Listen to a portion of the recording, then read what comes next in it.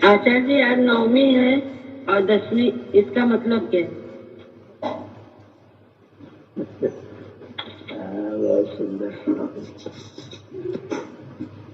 नवमी, अगर नवमी का मतलब जाने तो नवमी माने नवमी, नवमी, नवमी 9th, 10वीं माने 10वीं, 9th माने नवमी। इसका मतलब शब्द का अर्थ तो इतना ही है, लेकिन जो हम लोग एक पर्व के रूप में इसको आयोजित कर रहे थे, नवरात्र के रूप में, तो मैंने इसके पहले चर्चा की थी।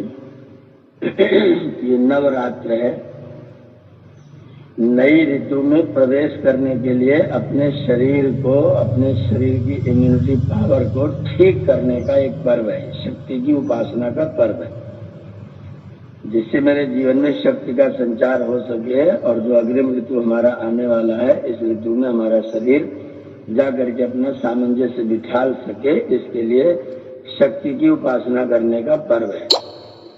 अब ये पर्व कितने दिन का किया जाए?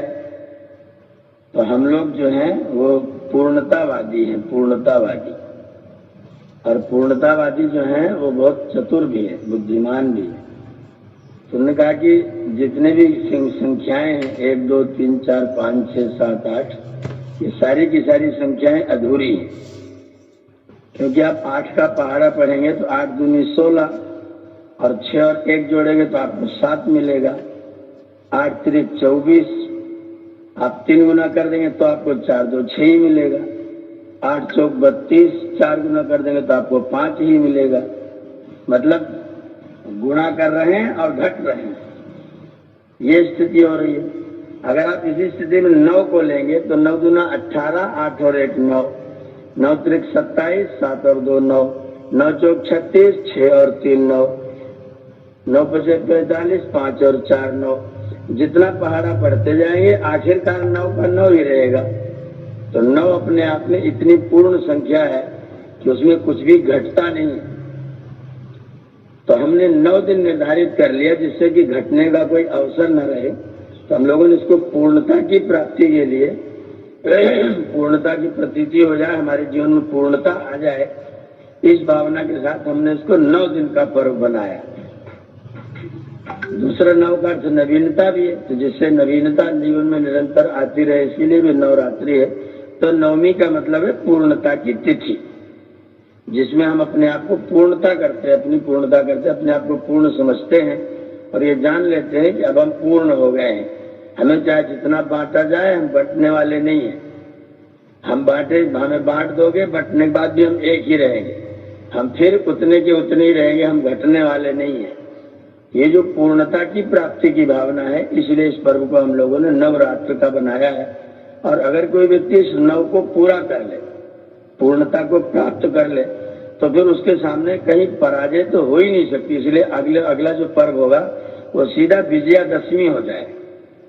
फिर जो दशमी होगी विजय की ही दशमी होगी, फिर पराजय वाली दशमी तो कभी आ ही नहीं सकती। जो व्यक्ति 1 से लेकर के 9 तक शक्तियों की उपासना कर लेता है, नवरात्रि तक शक्ति की उपासना कर लेता है, अपने आप को पूर्ण कर लेता है, अपने आप को पूर्णता की ओर ले जाता है।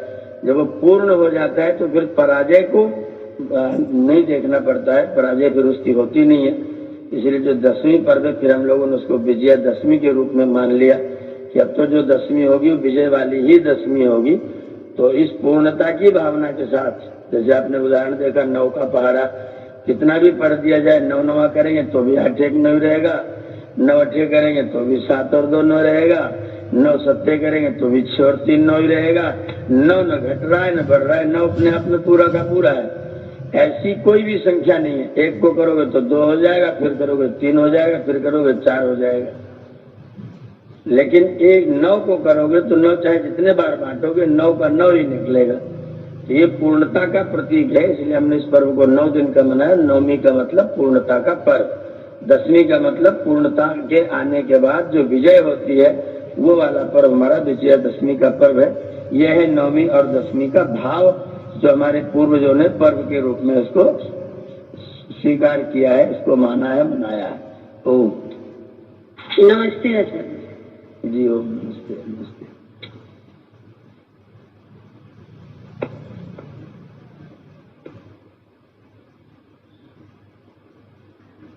आचार्य जी, मातृशक्ति के विषय में मेरा भी एक प्रश्न है जी जी कि हमारे वेद शास्त्रों में स्त्रियों के लिए ईश्वर तक पहुंचने का कौन सा मार्ग बताया गया है? ईश्वर तक पहुंचने का रास्ता स्त्रियों और पुरुषों दोनों के लिए अलग अलग करके कहीं भी नहीं बताया गया है। ये जो अलग अलग करके बताते हैं ना, पाखंडी लोग हैं। हम सभी जीवात्मा हैं। पुरुष के अंदर जो है वो भी जीवात्मा है, स्त्री शरीर में है वो भी जीवात्मा है। और जीवात्मा को अपने लक्ष्य की प्राप्ति के लिए एक ही रास्ते पर जाना पड़ेगा, जो रास्ता सबके लिए है।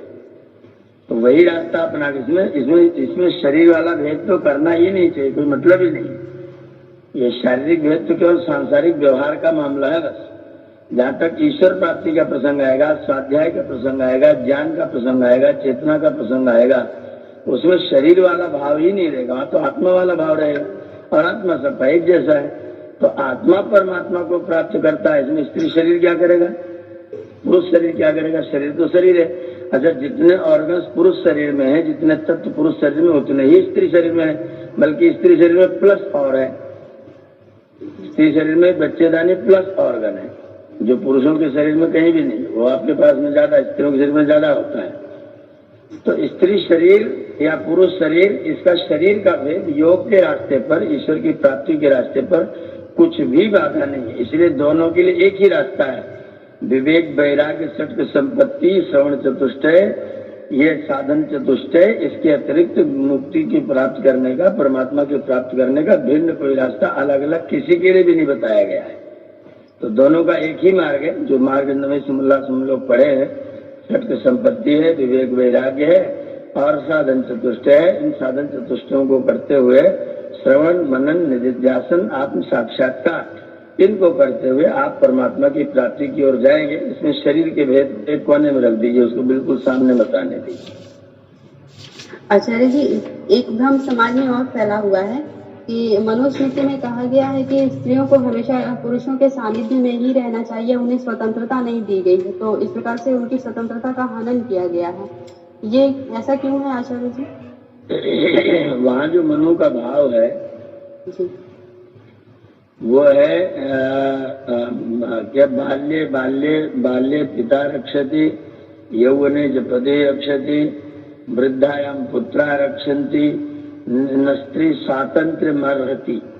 इसका मतलब है कि वो स्त्रियों को हर स्थिति में, किसी भी अवस्था में वो हो, उनका संरक्षण, उनका विशेष मान, उनका आदर, उनका सम्मान होना ही चाहिए। वो बेटी के रूप में तो भी मान्य है, बहन के रूप में तो भी मान्य है, माता के रूप में तो भी मान्य है, दादी नानी के रूप में तब भी मान्य है। वहां पर कहने का मतलब ये है, ऐसा नहीं कि बेटी छोटी है तो मान्य नहीं है और बूढ़ी हो गई तो फिर मान्य नहीं है। तो उन्होंने कहा कि स्त्रियों को सर्वथा मान्य, उनको मनु जी का उद्देश्य था स्त्रियों को सर्वथा मान्य मानने का। इसलिए उन्होंने कहा यत्र नार्यस्तु पूज्यन्ते रमन्ते तत्र देवता। जहाँ पर नारियां पूजित होती हैं वहां पर देव लोग रमण करते हैं, वहां देवत्व विराजता है। तो इसलिए स्त्रियों का सम्मान हर अवस्था में, हर उम्र में होना चाहिए। वहां मनु जी कहने के मतलब, ये लोग उसको भ्रम फैलाते ही नहीं। स्त्रियों को तो दबाने के लिए मनु जी ने कह रखा है। जब दबाने के लिए कहते तो यत्र नार्यस्तु पूज्यन्ते क्यों कहते? जामयो यानी गेहानि सपंच प्रति पूजिता तानि कृत्या तानि व जायन्ते नात्र संशया। ये मनु का श्लोक है। मनु कह रहे जामया यानी गेहानि, स्त्रियां जिन घरों में किंग कर्तव्य विमूढ़ होकर के, अब क्या करूं कोई रास्ता ही न बचता हो, ऐसी स्थिति में आकर के स्त्रियां जिस घर में आंसू बहाती हैं, वो घर अपने सारे प्रकार के कृत्यों को नष्ट कर लेता है। उसके हवन पूजा किए गए जितने भी पुण्य कर्म है वो सब के सब बेकार होते हैं।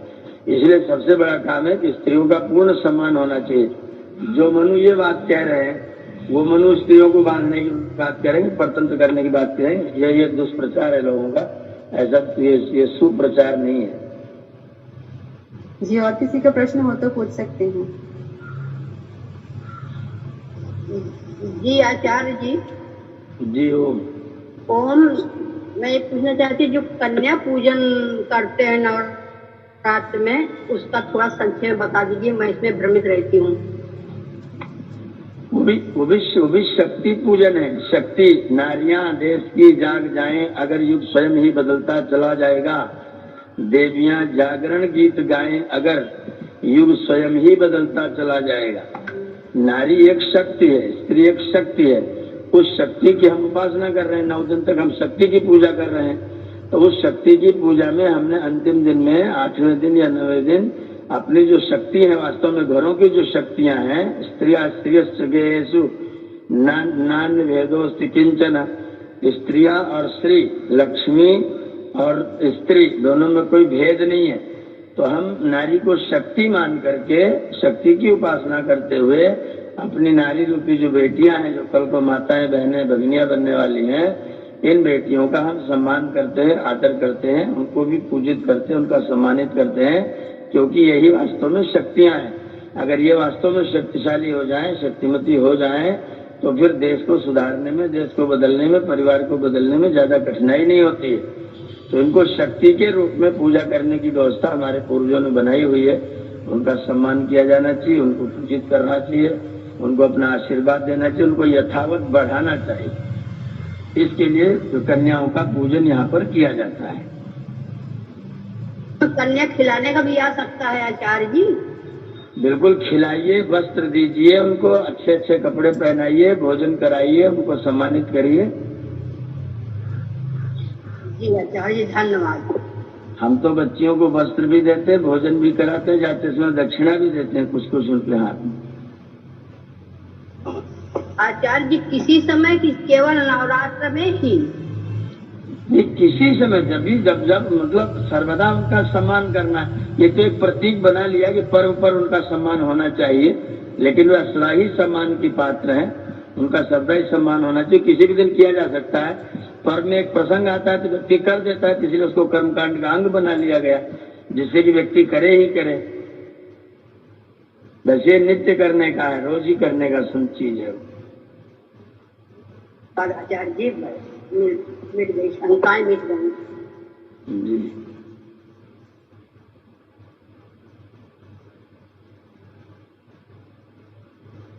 जी अच्छा, और किसी का प्रश्न है तो पूछ सकते हैं। प्रश्न बहुत हैं, लेकिन दिल के दरवाजे हैं, आखिर खुलते खुलते खुलते हैं।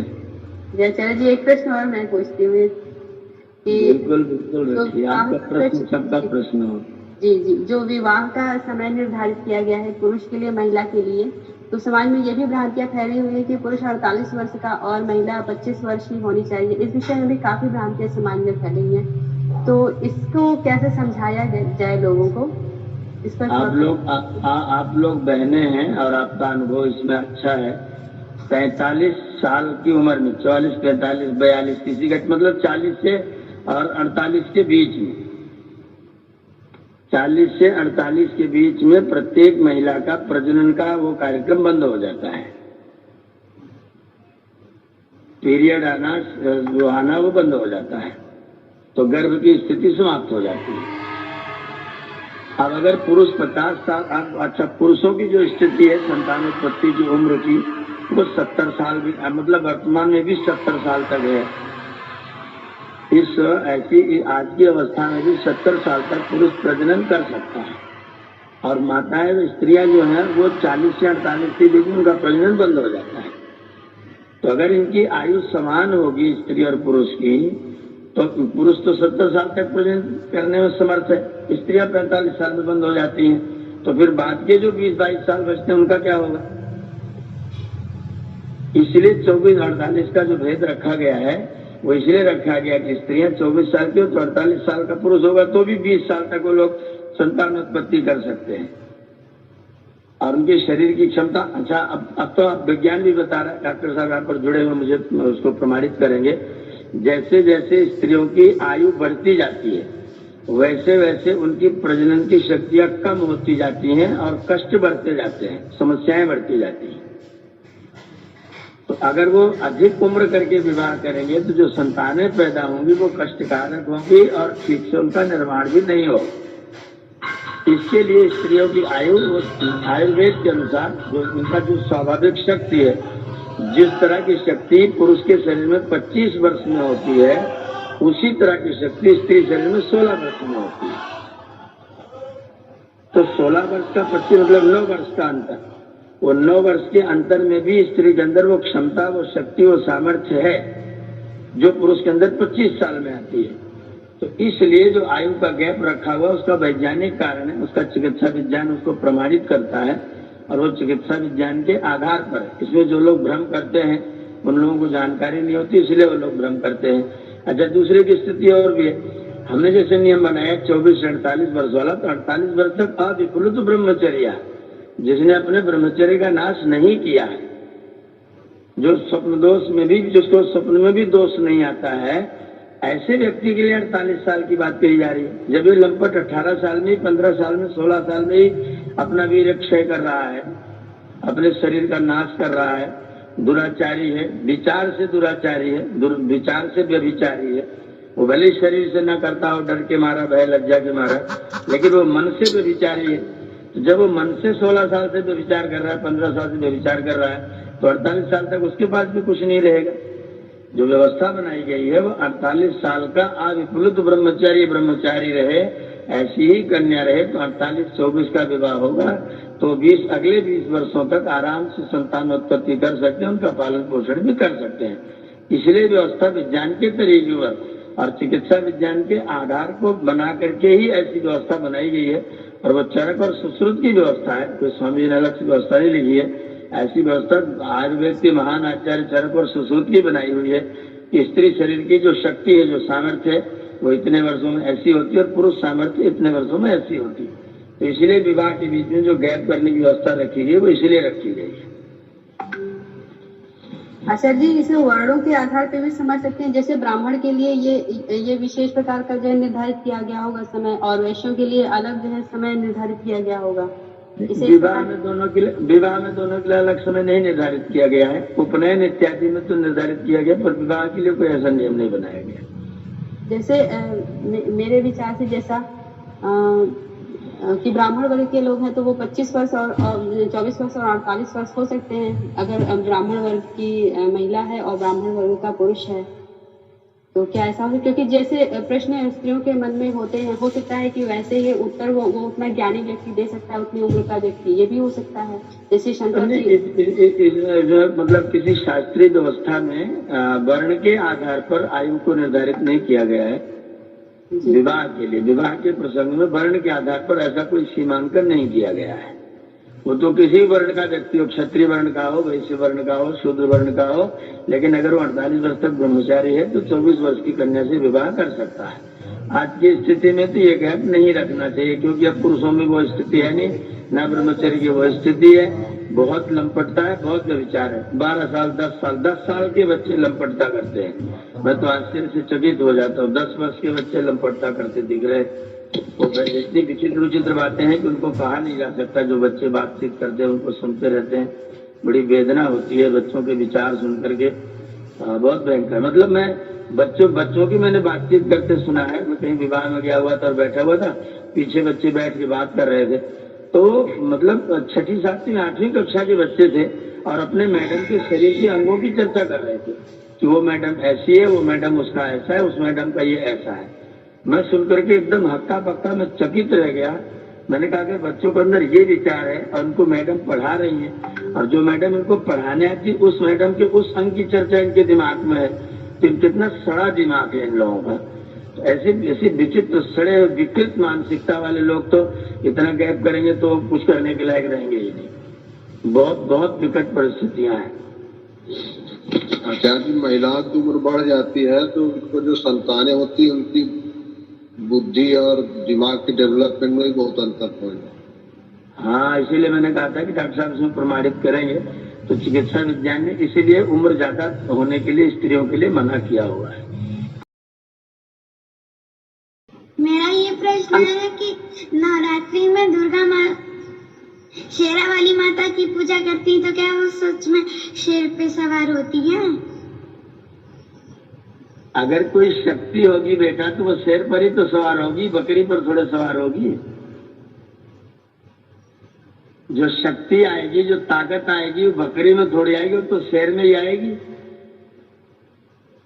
तो हम बकरी वाले की पूजा क्यों करें? हम तो शेर वाले की पूजा करें जो शेर भी पाल लेती हो, शेर को अपना सवारी बना लेती हो।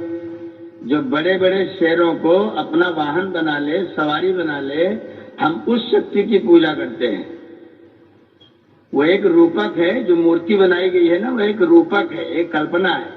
और वो कल्पना ये है कि जो शक्ति होनी चाहिए वो शेर वाली होनी चाहिए, और ऐसी शक्ति होनी चाहिए जो शेर को अपना वाहन बना डाले, शेर उसको ढोए, उसके लिए वो वाहन बन जाए। ऐसी मेरी शक्ति होनी चाहिए। तो उस शक्ति की उपासना मैं करूंगा जिसमें जो शेर को भी अपने अपने कब्जे में ले लेती है, उस वाली शक्ति की पूजा करने के लिए चित्र बनाया गया है। बाकी वो शक्ति है, दुर्गा कोई स्त्री नहीं है, वो दुर्गा एक शक्ति है। और वो शक्ति कौन है? जो शेर को भी अपने वश में कर ले। तो उस शक्ति की हम पूजा करते हैं, इसलिए वो चित्र, वो फोटो बनाया गया है। प्रणाम आचार्य जी। जी नमस्ते बेटा। जी आचार्य जी। जी साधना जी। आचार्य जी, जो आज जितने हम नवरात्रि लोग पहनावा चढ़ा रहे हैं, लड्डू थाल जो भी, तो लोगों से कहिए कि ये तो आप लोग चढ़ाते हैं, आप ही लोग खा जाते हैं। हाँ तो वो लोग कहते हैं कि अगर आप हवन करते हैं तो फिर ये परमात्मा को क्या मिलता है उससे? आप भी तो कुछ लोगों के लिए कर रहे हैं। हम परमात्मा के लिए हवन करते ही नहीं है।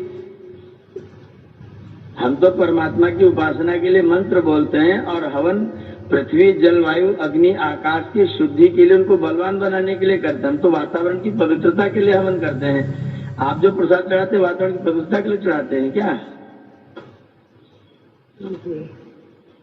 वो प्रसाद चढ़ाते हैं, रख देते हैं, उसके बाद बांट के खा लेते हैं। हम उसको अग्नि को देते हैं, अग्नि उसको वायु को देता है, वायु जल को देता है, जल पृथ्वी को देता है। अग्नि, जल, वायु, पृथ्वी, आकाश सब के सब उस औषधि से, उस दवा से, उस सामग्री से, उस हवन से, सुगंधि से तृप्त होते हैं। तो हम तो देवों को तृप्त करने के लिए पदार्थ को दे रहे हैं, परमात्मा के लिए हम कुछ देते नहीं। परमात्मा के लिए दे क्या सकते हैं हम तो परमात्मा की उपासना मंत्रों के माध्यम से करते हुए इस क्रिया को करते हैं, जिससे कि हमारा वातावरण, हमारे अग्नि, जलवायु, आदित्य, जो पृथ्वी, जो देवता है, वो सारे के सारे देवता लोग तृप्त हो, मजबूत बने, शक्तिशाली हो, जिससे हम भी, हमारी शक्ति संचित रहे। हम इस भावना के साथ में हवन करते हैं, और हमारी हवन प्रक्रिया का ये काम है। आप जो प्रसाद चढ़ाते हैं उनको दिखा देते हैं, आपको पता है वो खाने वाले नहीं है, आप उनको चढ़ाते हैं, और अथवा पंडित जी हैं तो आप उनको चढ़वाते हैं, उसके बाद अपने घर उठा लाते हैं मीठा प्रसाद सब। तो आपका तो काम चढ़ा करके ले लेने वाला है, हमारा काम तो चढ़ा करके दे देने वाला है। तो किसका काम ठीक है?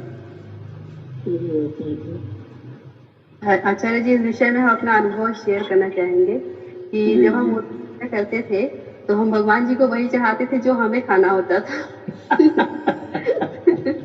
क्योंकि हमें पता था कि हमें ही खाना है, बाद में भगवान तो खाएंगे नहीं। तो आचार्य जी, मेरा एक प्रश्न और है कि जो हम लोग बलि वैश्व दैव यज्ञ करते हैं, तो उसमें 10 आहुतियां तो खीर की दी जाती हैं, और 16 जो भाग रखने के नियम है वो किस प्रकार से किए जाते हैं?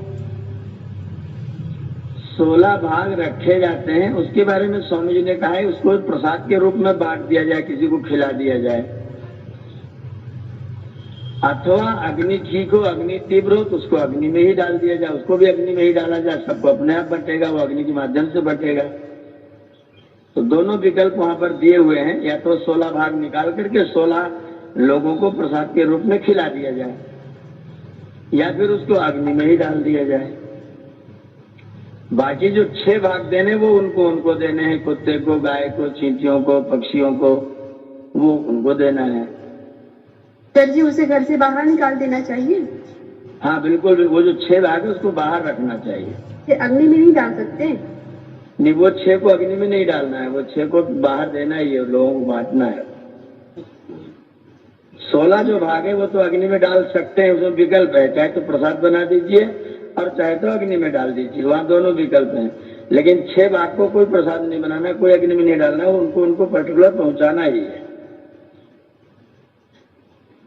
जी, और किसी का प्रश्न हो तो पूछ सकते हैं। गाय को देना है तो गाय को दिया जाए, कुत्ते को दिया जाए, चींटी कीड़े मकोड़ों के लिए छत पर रख दिया जाए, ऐसे करके उसको बांट देना है।